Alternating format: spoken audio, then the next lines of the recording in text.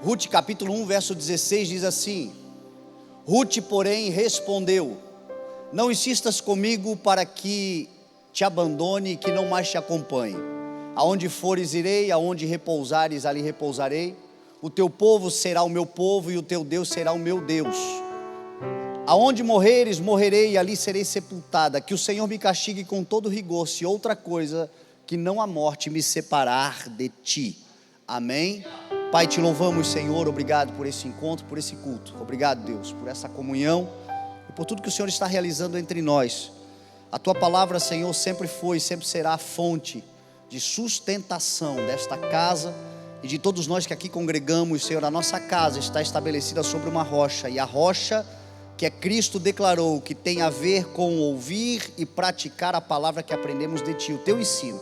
Então fala conosco, Senhor, mais uma vez, e que a tua palavra encontre em nós um lugar de honra, em nome de Jesus. Amém, graças a Deus. Amém. Mais ou menos por essa época, início de maio, metade de maio do ano de 2023, nós estávamos lá em Israel com uma caravana. Eu costumava fazer caravanas de viagens para Israel, e estava uma viagem muito especial, e o meu coração naquela viagem estava de não mais fazer caravanas turísticas para Israel. E a questão que me assolava é que para fazer essas caravanas demanda de muito tempo, de muito desgaste. É um ano, você vai preparando. Tem gente que ganha dinheiro com isso. Eu nunca ganhei dinheiro com as caravanas. Eu sempre fiz questão de fazer o melhor preço possível para que a maior parte das pessoas pudessem ir, e as agências não abrem mão dos seus custos. Então, normalmente quem coordena a caravana acaba ganhando uma comissão em cima de cada pessoa que vai, e eu sempre abri mão da minha comissão para poder realmente ter um preço bem competitivo, e com isso nós íamos. E eu estava no meu coração de fazer uma viagem para lá, as próximas, fazer com mochila na mão, nas costas, sozinho, aproveitando ao máximo o lugar que é lindo, as reflexões que a gente faz lá. Só que quando nós estávamos saindo do jardim do Getsêmani em Jerusalém, nós fizemos uma oração lá naquela viagem, e foi um mover de Deus tão especial, tão maravilhoso. E eu me lembro de ver o bispo Bartolomeu, que aquela viagem tinha ido conosco, e ele estava profundamente emocionado, tocado pelo Espírito, reavivado. Ele tinha tido uma experiência com o Senhor no jardim do Getsêmani, orando, tal como Jesus orou também, diz a palavra, nos momentos que antecederam a sua prisão. E era costume de Jesus orar sempre que estava em Jerusalém, ali no Monte das Oliveiras. E quando eu vi o bispo Bartolomeu entrando no ônibus e aquele mover, o Senhor falou fortemente comigo, e Ele disse: faça mais uma viagem, faça uma viagem o ano que vem, convide os meus ministros, convide pessoas que o seu coração está dedicado a mim, para que eles conheçam a minha cidade. Veja, o bispo Bartolomeu, 50 anos de ministério, sempre sonhou em estar aqui, em conhecer geograficamente aquilo que ele sempre ministrou, porque a Bíblia, ela é muito geográfica.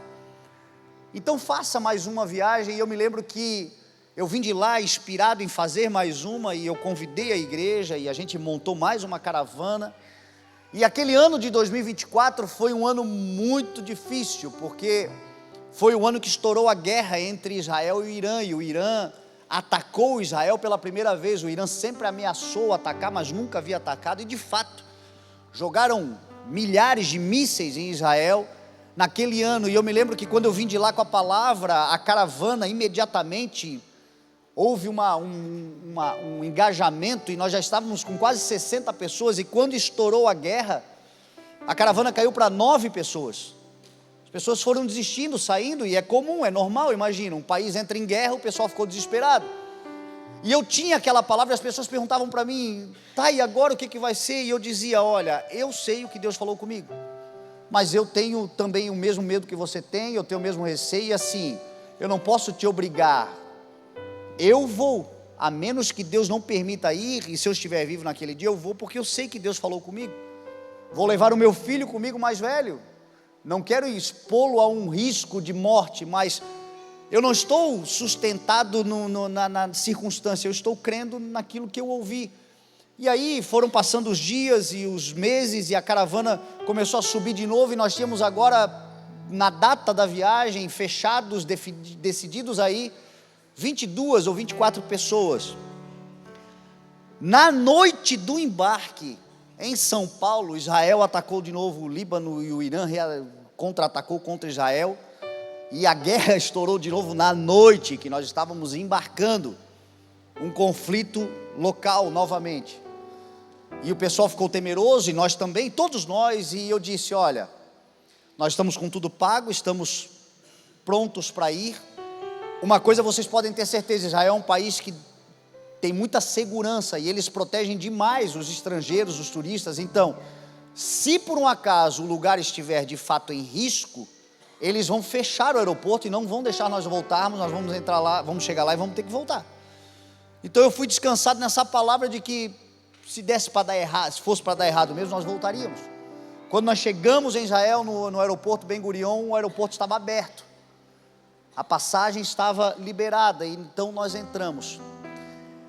E eu vou dizer para você, nós vivemos os melhores dias da nossa vida naquela viagem. Eu já havia ido mais de 6 vezes para Israel, e eu nunca havia experimentado uma viagem como nós experimentamos. Foi uma viagem onde todos os pontos de visitação, todos os lugares aonde nós passávamos, não havia aquele turismo, aquele comércio, aquela multidão. O país estava vazio de turistas, porque obviamente quem iria visitar Israel naqueles dias? Só que a semana em que nós estávamos lá foi um período de completa paz. Não houve uma guerra, uma bomba, uma sirene, um risco, nada, tudo muito seguro. E nós desfrutando de lugares e de experiências extraordinárias que não seriam possível. Por exemplo, nós fomos no Monte das Oliveiras, no Monte das Bem-aventuranças, onde Jesus pregou o sermão das Bem-aventuranças. Aquela montanha na Galileia é um lugar onde você para, é semelhante a você ir num Beto Carreiro da vida no dia das crianças. Lotado, ônibus para todo lado, turistas de todos os cantos do mundo. Naquele dia não havia ninguém, só estávamos nós lá. Nós pudemos sentar, compartilhar da palavra, usufruir daquele lugar, da geografia. O jardim do túmulo de Jesus em Jerusalém, que é o lugar mais visitado de Israel, quando nós chegamos no jardim do túmulo não havia ninguém, estávamos só a nossa caravana. Nós ainda brincávamos: ou o Senhor de fato está nos pegando pela mão e nos levando a lugares que Ele quer que nós tenhamos experiências e reflexões sobre a sua palavra, ou nós somos completamente irresponsáveis, porque não tem um turista nessa nação. E aquele cuidado de Deus. E eu me lembro que aí um dia eu estava saindo do hotel, e havia um ourives lá no hotel vendendo joias, e ele, vendendo as joias, ele me vendeu este anel aqui. E este anel aqui, ele tem uma frase escrita nele em hebraico, que diz: aonde fores eu irei.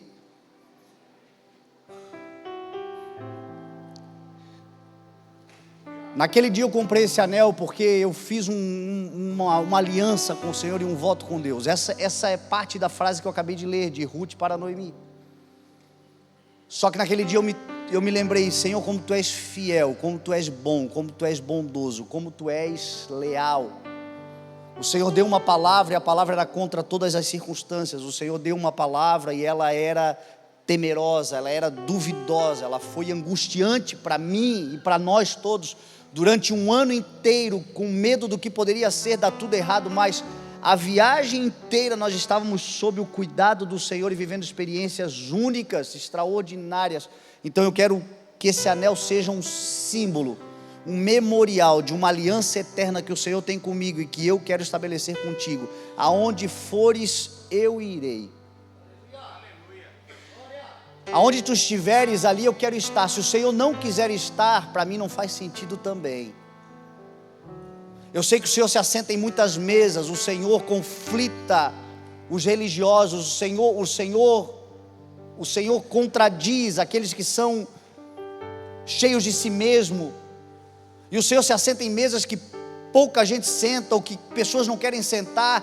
Está tudo bem. Eu quero dizer para o Senhor que eu também não vou me importar com religioso, também não vou me importar com linguarudo, eu também não vou me importar com gente que vai pensar o que pensar de mim. Agora, se o Senhor levantar da mesa, me faça saber, porque eu vou levantar também. Voto com Deus de que aonde o Senhor ficar, ali nós estaremos também. Aonde o Senhor for, ali nós estaremos também. Ali é o nosso lugar, o lugar aonde as nossas pegadas é sobre as pegadas de Jesus. E nós estamos vivendo esse ano de uma aliança eterna com o Senhor. E esta passagem que eu acabei de ler para você tem a ver com pacto, tem a ver com aliança, tem a ver com compromisso, tem a ver com lealdade. A lealdade que gera a prosperidade. Quando eu falo de prosperidade, eu estou falando de desenvolvimento na plenitude do ser, em todas as áreas, para aquilo que o Senhor te criou para ser, você viver exatamente o que Ele criou você para viver. Você está debaixo da justiça do Senhor, usufruindo dessa aceitação e desse lugar, aonde tudo que é desígnio de Deus para a sua vida, de fato se cumprirá. Mais isso precisa estar intrínseco em nós. Senhor, que outra coisa, senão a morte, me separe de Ti, e nem mais a morte, porque a Bíblia diz que em Cristo Jesus, nós já passamos da morte para a vida e vida eterna com Ele. Não há nada que seja capaz de nos afastar do amor de Deus que está em Cristo Jesus, não é o que está escrito? Mas há de haver de nós uma oração dizendo: Senhor, aonde fores, aonde estiveres, aonde ficares, o Senhor é o meu Deus, o Teu povo é o meu povo, a Tua igreja é a minha igreja, os Teus escolhidos são os meus irmãos. Aquilo que é bom para o Senhor é bom para mim, aquilo que não faz sentido para Ti, não quero para mim. Aqui nós estamos vendo uma história que começa no capítulo 1, falando de um tempo de fome em Israel nos dias dos juízes. Quando você vai para a história bíblica e começa a pesquisar, você descobre que no tempo dos juízes, as fomes, as guerras, as mazelas, as pestes que assolavam aquele povo, tinha a ver com idolatria, com desvio, com pecado.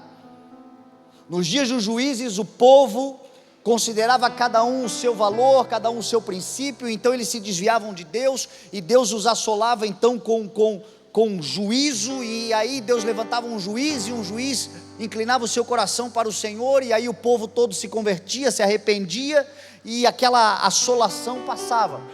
Então aqui eles estavam vivendo mais um tempo de pecado, de fome, de miséria, e isso tinha a ver com o seu coração endurecido. Mas um homem chamado Elimeleque, a sua esposa Noemi e os seus 2 filhos Malom e Quilion saíram de Belém do Judá, diz a palavra. Eles eram efrateus, moradores de Belém, no território de Judá, e eles saem de lá por causa da fome e vão para Moabe. A Bíblia diz que eles iriam passar um tempo em Moabe. É difícil você julgar Elimeleque, porque um homem que é provedor, que é dedicado, que é preocupado em cuidar e proteger a sua família, diante de um cenário de fome, de escassez, ele vai procurar um lugar para abrigá-los. É natural. Elimeleque poderia ter ficado, lutado contra o pecado, buscado a ser um avivalista naquele lugar, trazer o povo ao arrependimento, mas quem sabe a sua vida, a sua história, a sua capacidade de influência era pequena. Então, diante de uma incapacidade de ficar no lugar e transformar o lugar, ele decide sair do lugar. Muita gente faz isso, e eu não quero aqui julgar Elimeleque, porque a Bíblia diz que ele saiu de Belém do Judá e foi para Moabe para passar um tempo. Só que tem um erro aqui que Elimeleque cometeu. A Bíblia diz que ele saiu para passar um tempo, mas chegando em Moabe, lá ele se estabeleceu, lá ele ficou, lá ele criou raízes, e lá ele morreu. E os seus filhos Malom e Quilion, seguindo o modelo do pai, ficaram também em Moabe. E a Bíblia diz que eles ficaram 10 anos em Moabe, e lá também eles morreram. O que eu estou querendo dizer para você? Belém de Judá é o símbolo da igreja. Belém significa casa de pão, casa de alimento, casa de nutrição. Uma igreja tem esse sentido e essa responsabilidade sobre a terra.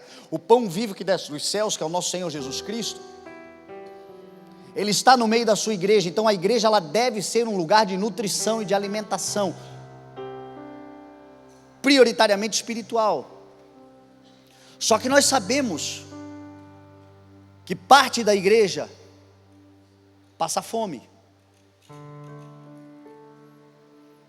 Parte da igreja brasileira e mundial está escassa, desnutrida.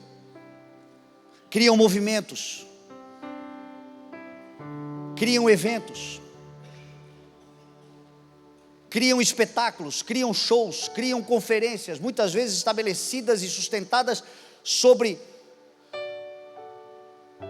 alicerces vulneráveis, mas o alimento essencial não tem. E gente que está interessada em alimentar de verdade a sua família com uma comida espiritual saudável, toma a atitude de sair, toma a atitude de se afastar, toma uma atitude lógica, racional, e eu vou dizer para você até certo ponto saudável, de dizer: o ambiente que eu quero criar a minha família é um ambiente nutritivo e não essa casa de doido. E parte da igreja de Jesus Cristo, dita igreja do Senhor, casa de pão, tornou-se um lugar de famintos, de miséria.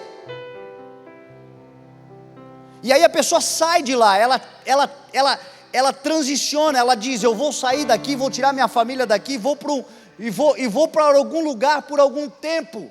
E este algum tempo a pessoa fica flutuando, procurando talvez outra igreja para congregar, outro lugar para frequentar, outro lugar para pertencer.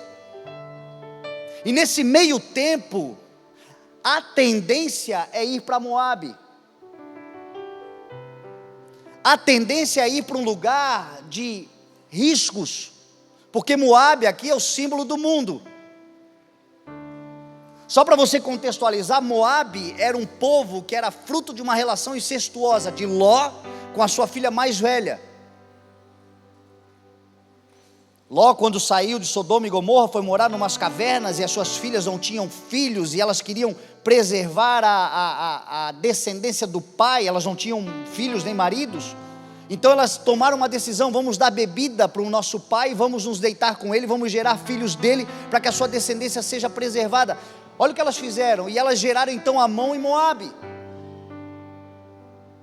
E Moabe nasce desse lugar de incesto, e de uma cultura de perversidade, de pecado, de contaminação, de promiscuidade, de idolatria.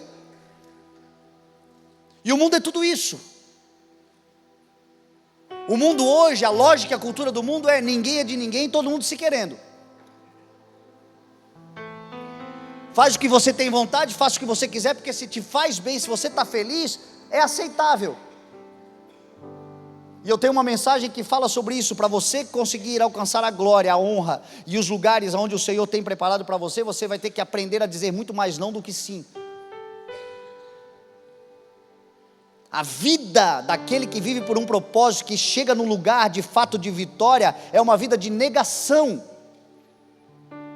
A gente nega muita coisa, a gente nega a maior parte das coisas, porque a maior parte das coisas que o mundo pode nos oferecer são contrárias àquilo que Deus tem para a nossa vida. E se a gente não aprender a dizer não, dizer sim para todas as nossas vontades, a gente se perde muito mais cedo. Elimeleque foi para esse lugar, morreu Elimeleque, morreram Malom e Quilion, e ficou viva apenas Noemi. E Noemi, quando fica sabendo lá em Moabe que Deus havia vindo em misericórdia a Belém de Judá e agora estava trazendo alimento novamente para Belém, ela toma uma decisão de voltar para Belém. E esta é uma notícia que eu quero dar para você. A Bíblia fala que nos últimos dias haverá um esfriamento do amor. A Bíblia fala que nos últimos dias haverá uma apostasia. E a apostasia não é o mundo sendo mais mundo, é a igreja se divorciando do seu Senhor, porque a palavra apostasia tem a ver com divórcio, é a igreja que se separa do seu Senhor, é a igreja saindo da casa do Senhor, é a igreja indo embora. Haverá muita corrupção, muita maldade, haverão muitos falsos profetas, diz a palavra. Mas ainda assim, diante de um cenário como este, haverá também um grande avivamento, uma manifestação de poder e graça do Senhor, como os últimos dias de sinais extraordinários, anunciando que Jesus Cristo vive e que voltará. Nós veremos cura, nós veremos transformações, nós veremos salvação, nós veremos alimento abundante, uma mesa posta para que todo aquele que queira comer, se assente e se alimente em nome de Jesus. E esta é a palavra que eu tenho para você. Talvez você foi para ficar um certo tempo, mas a mensagem do Senhor hoje é: não habite aí, volte, porque é um tempo de avivamento que o Senhor está preparando. Você não estava errado quando você disse: essa casa tem muita loucura. Mas essa casa não é toda a igreja. Tem muita gente aqui nos dias de hoje nos visitando, vindo de outros ministérios, vindo de outros lugares, feridos no coração, machucados, famintos, com fome, sem presunção nenhuma, mas com constatação através de sinais. Aqui nós estamos vivendo um tempo muito favorável do Senhor. Tem pão sobre a mesa, tem alimento saudável, tem nutrição, tem a palavra do Senhor sendo pregada como ela é. E se você encontrou esse lugar aqui, ou se você tem um lugar semelhante para ir, não deixe de ir. Não faça de Moabe a tua casa é Belém de Judá. Volta para ela. Nós como pais, nós como protetores, nós temos uma responsabilidade enorme. Às vezes as nossas decisões de irmos passar algum tempo em qualquer outro lugar vai nos esfriando, e quando nós vemos, os nossos filhos estão padecendo. Os nossos filhos estão se perdendo também. Noemi teve que amargar a dor de se tornar viúva de um homem que ela amava e que era um homem bom, e de também sepultar os seus 2 filhos e ficar sozinha sobre a terra. Mas então ela toma a decisão: eu vou voltar para casa, da onde eu nunca deveria ter saído, porque eu ouvi que o Senhor está em favor da minha casa, da minha terra, da minha gente, do meu lugar. Eu vou voltar para lá. E a Bíblia diz que quando ela volta, ela traz consigo as suas 2 noras, Orfa e Ruth. E aqui me mostra que, por todos os caminhos que a gente vai, por todos os lugares onde a gente frequenta, todos os lugares que a gente está inserido, nós podemos ser, apesar de não estarmos onde gostaríamos de estar, mas não deixarmos de ser uma luz acesa, uma vela brilhando num tempo de escuridão. Porque eu imagino que Noemi, apesar de estar longe da sua casa, da sua cultura, da sua vida, da sua história, do seu povo, lá em Moabe, ela sempre manifestou quem ela era, quem era o seu Deus, no que ela cria, no que ela confiava. E mesmo sem ter pretensões de converter ninguém, aquilo que ela vivia especialmente, e aquilo que ela comentava sobre a sua terra, acabou entrando como uma semente frutífera no coração de Orfa e de Ruth. Eu conheço gente que está fora da igreja, que tem evangelizado mais do que quem está dentro da igreja.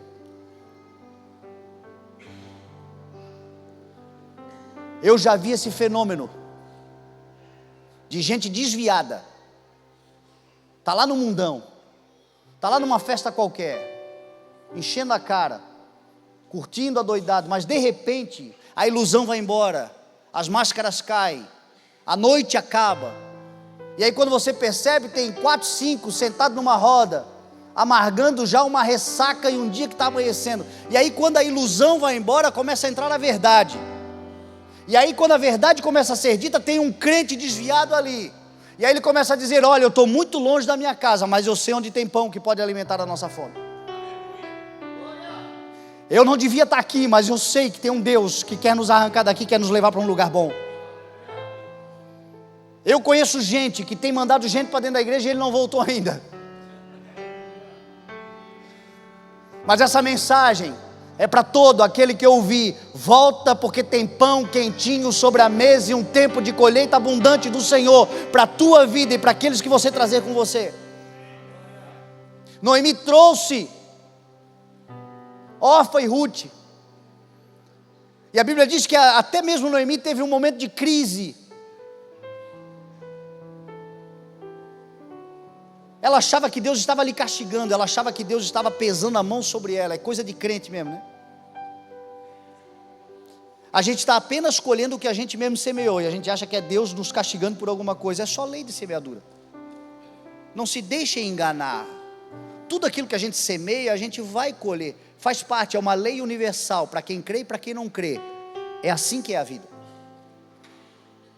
Noemi estava amargando uma dor de ter ido para um lugar que ela não devia ter ido, morado no lugar que ela não devia ter morado, adoecido os seus filhos e o seu marido no lugar onde era só para passar um tempo, era só para transicionar, era só para procurar um lugar saudável, mas eles acabaram se estabelecendo e ficando lá, morreram por causa disso, e Noemi estava impactada porque amava eles, e não tinha a ver com Deus pesando a mão, pelo contrário, a misericórdia do Senhor estava se renovando sobre a sua vida, e o seu grande amor foi a causa de ela não ser consumida, e o Senhor estava anunciando: volta, Noemi, porque eu vou fazer você feliz de novo. Mas ela estava nesse sentimento, e ela dizia às suas noras: vão para a terra de vocês, vão para a casa de vocês, voltem para suas mães, casem de novo. Eu já sou velha, eu não posso casar de novo, eu não terei mais filhos. Porque aquela cultura era, se alguém ficava viúva, ela esperava o irmão do viúvo crescer para ela casar, para poder dar descendência para aquele que havia morrido. Era uma cultura, e Noemi dizia: para mim já não vai mais servir, eu vou gerar um filho hoje, vocês vão esperar ele ficar grande, não tem, volta. E a Bíblia diz que diante daquele momento elas se emocionaram profundamente, e a princípio as duas disseram: nós vamos contigo. Mas depois, refletindo bem, Orfa decidiu voltar para sua vida, e Ruth decidiu ir com Noemi. O que eu quero dizer para você? O culto poderoso de alguém é o culto da razão. A emoção, ela está presente. Não tem como Deus se manifestar na nossa vida um ambiente favorável, um lugar de alegria, um lugar de unção, um lugar de fervor sincero, de presença de Deus, de palavra de Deus, de canções ao Senhor. As nossas emoções, elas são afetadas. A gente chora, a gente ri, a gente aplaude, a gente glorifica. Mas tudo isso deve abrir uma porta para reflexão sincera, para racionalização das coisas. Porque senão nós vamos viver de emoção e emoção, e nunca vamos desfrutar daquilo que o Senhor tem para nós de verdade. Porque a Bíblia diz assim: ó, seja o vosso culto racional. Este é o culto que o Senhor recebe. Então aqui a gente está vendo duas figuras, Orfa e Ruth. Uma estava na emoção genuína, sincera, mas por emoção: a minha sogra está indo embora, eu nunca mais vou vê-la, está fechando um ciclo na minha vida, eu quero ir junto porque eu quero fazer parte. Mas quando ela pensou melhor, quando ela pensou com razão, ela julgou que a sua vida lá no seu povo era o que ela devia viver, e ela foi para lá. Ruth, por outro lado, também racionalizou, também pensou, só que ela decidiu racionalmente que o melhor era servir o Deus de Noemi, que diante de tudo que ela tinha ouvido, o melhor era andar com o Senhor. E aí ela diz isso: não me mande outra vez embora, e que eu não mais te acompanhe. Aonde fores eu irei, aonde ficares eu ficarei, o teu povo será o meu povo, e o teu Deus será o meu Deus, e que o Senhor me castigue com todo rigor, se outra coisa que não a morte me separar de ti. Isso foi uma decisão racional.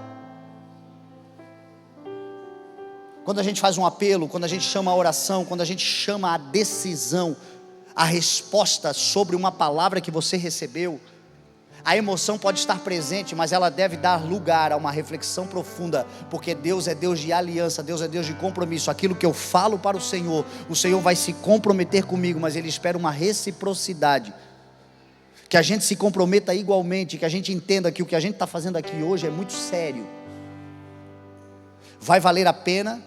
É a melhor escolha que podemos escolher, de fato, é a melhor decisão que podemos tomar. Se você analisar com critério, com consciência, com bom senso, vale muito mais a pena ir para Belém do que voltar para Moabe. Mas ainda assim deve ser racional e não emocional.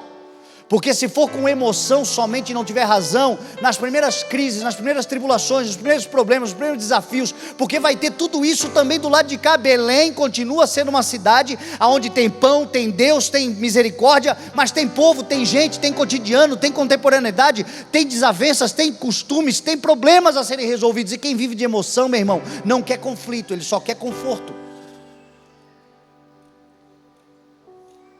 Então tem que ter razão,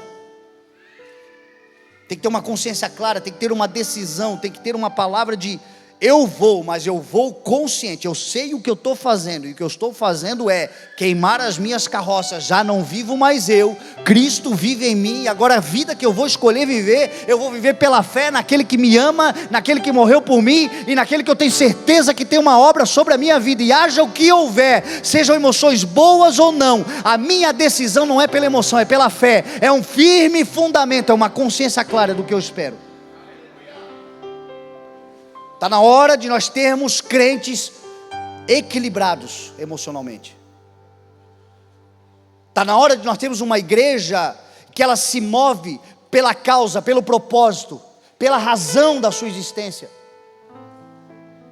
e não pela motivação.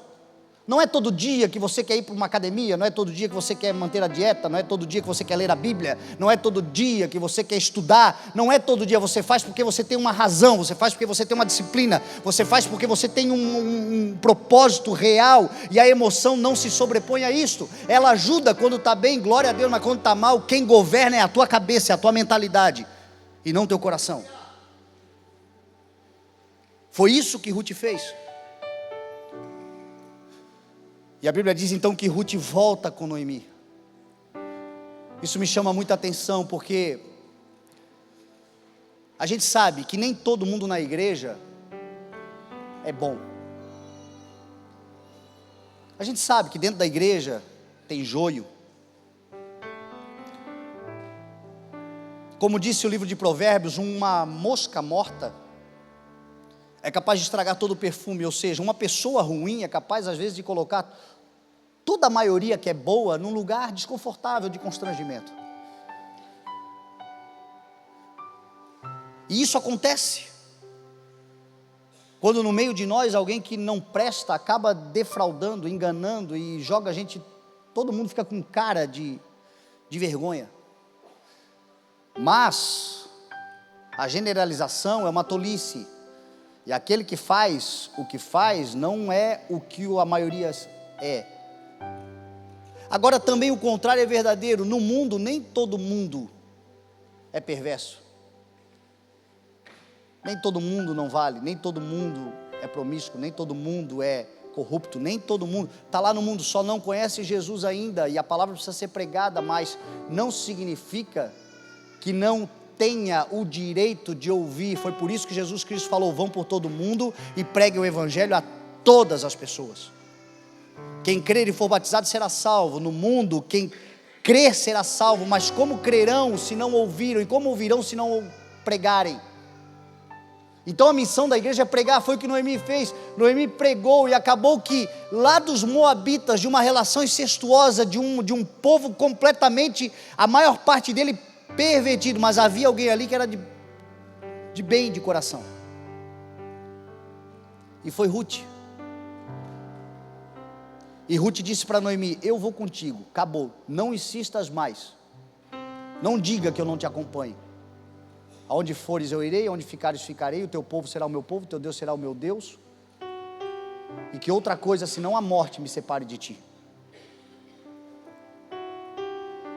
Provérbios 17 diz assim, que um amigo ama em todos os momentos, mas na adversidade nasce um irmão. Noemi até ali tinha uma nora. Tinha alguém que ela considerava como uma filha, alguém muito íntima, uma amiga.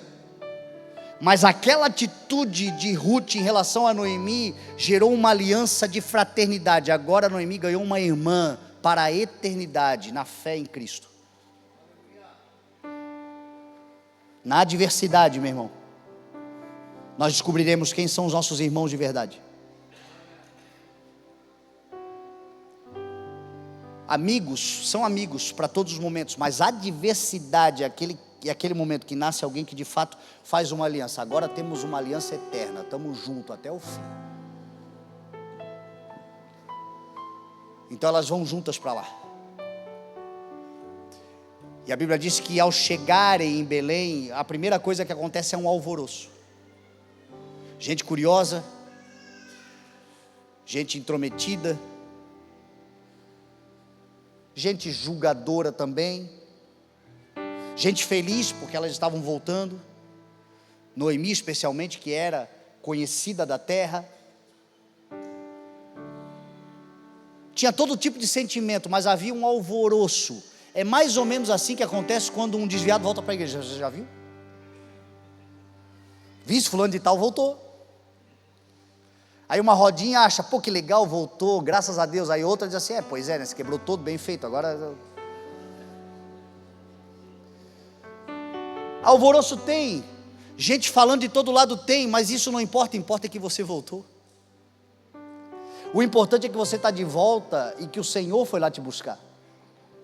Que o Senhor deu uma palavra no teu coração e diz assim, dom e chamado são irrevogáveis. O que eu plantei dentro de você só vai parar se você quiser que pare. Agora, ainda que você tenha dado algumas cabeçadas, tenha se arrebentado, tenha passado um tempo fora daquilo que eu te criei para ser, o fato de você voltar significa que você vai se assentar, vai comer, vai ser restabelecido. Eu vou colocar de novo um anel na tua mão, eu vou colocar de novo uma sandália nos teus pés, eu vou colocar de novo um cajado na tua mão, eu vou colocar de novo você assentado no lugar onde você nunca deveria ter saído, porque você é filho e filha desta casa, do reino de Deus. O alvoroço vai acontecer, mas ele também é temporário, é só um tempo. Daqui a pouco você está de novo integrado 100%. Foi isso que aconteceu, e elas voltaram. E diz a Bíblia que elas voltaram bem na época da colheita. Elas chegaram para se alimentar, elas chegaram para nunca mais sentirem fome. A reflexão que eu estou fazendo com você está só no capítulo 1. O livro de Ruth são 4 capítulos. Eu quero te incentivar hoje a chegar em casa, ainda hoje ou amanhã no máximo, e ler esses 4 capítulos, para que você possa pegar a mensagem ainda quente e assentá-la no teu coração. Porque aqui conta uma história de alguém que foi beneficiada pela graça do Senhor e pela glória do Senhor, só porque ela ouviu o chamado. Ei, não tem mais fome, tem tempo de colheita, tem tempo de avivamento, tem tempo de visitação, tem tempo de cuidado de Deus, tem tempo do Senhor fazendo coisas novas. E o lugar aonde você está não é o lugar aonde você é de fato local. Você aí é estrangeiro, você não presta para o mundo, você não presta para outros lugares. Você tem a marca do sangue do Cordeiro sobre a tua vida. O diabo só não te matou porque o Senhor ainda pela sua misericórdia cuida, mas você não presta nem mais para ele, porque você pertence ao Senhor. Você tem um símbolo, alguém que está com seu nome escrito no livro da vida. E o tempo de você é dentro de casa, vivendo o tempo da colheita, o tempo da alimentação do Senhor, e o tempo de uma experiência extraordinária, para um grande avivamento que o Senhor está preparando. Então você tem que estar dentro de casa. Elas chegaram nesse tempo de colheita. Chegou Noemi, que nunca deveria ter saído de casa, e chegou Ruth, que não conhecia a casa, mas aprendeu os valores do reino de Deus, os valores da cultura do Senhor, e aprendendo esses valores, ela se tornou de fato pertencente àquele povo. E a história vai dizer, capítulo 2, capítulo 3, capítulo 4, que ela saindo para trabalhar encontrou Boaz, que era um resgatador, que era um parente. E a história vai mostrar uma história de amor. Eles se apaixonam, eles casam. Ele acolhe ela, ele reconhece a lealdade dela para com Noemi, a seriedade dela. Ele vai à porta da cidade, ele fala com todos os importantes e aqueles que eram conselheiros, daí todos lhe dizem, ela é uma mulher séria, case com ela, que tenha filhos com ela, seja feliz com ela. E a Bíblia diz que essa mulher, que era uma moabita, que outrora carregava o estigma, que nasceu para viver numa terra de Moabe, numa terra de promiscuidade, nasceu, viveu e vai morrer nesse lugar. O Senhor mudou a sua história, porque o Evangelho entrou na sua vida. E é isso que o Senhor faz conosco. Ainda que a gente tenha sobre a nossa vida conceitos, valores, ainda que a gente tenha sobre a nossa vida palavras malditas que tenham dito sobre nós, que ali é o nosso lugar, que ali é de família, ali é de geração em geração, quando o Evangelho entra na nossa vida, nenhuma condenação mais há para aqueles que estão em Cristo Jesus, porque a lei do Espírito de vida nos liberta da lei do pecado e da morte, e o Senhor traz uma nova história, um novo tempo, uma nova vida para todos nós, onde as coisas velhas ficam para trás, tudo se faz novo. Ruth tinha tudo para ser só mais uma moabita vivendo em Moabe, mas ela torna-se mãe de Obed. Sabe quem é Obed? Avô de Davi.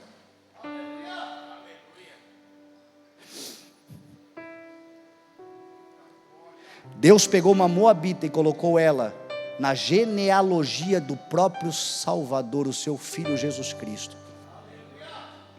Gente que tinha tudo para dar errado e Deus fez dar certo. Mas o que Ruth fez foi tomar uma decisão: Moabe não será a minha sepultura. Aonde tu morreres, Noemi, ali eu vou morrer e ali eu serei sepultada. E eu sei que quando tu fechares os olhos para esta terra, tu vai morrer nos braços do Pai, numa terra bendita, num lugar de frutificação, num lugar de amor, num lugar de colheita. E vais partir para a glória e para a eternidade. E eu quero essa vida para mim também, para os meus filhos e para a minha prole. E Deus, olhando para o seu coração, disse: tu vai fazer parte da minha genealogia, o meu filho vai vir de ti, Ruth. Lealdade, fidelidade, aliança com Deus nos coloca em lugares que nós nem imaginamos. Hoje é o último dia do ano, do mês, perdão. Nós estamos dia 31 de maio.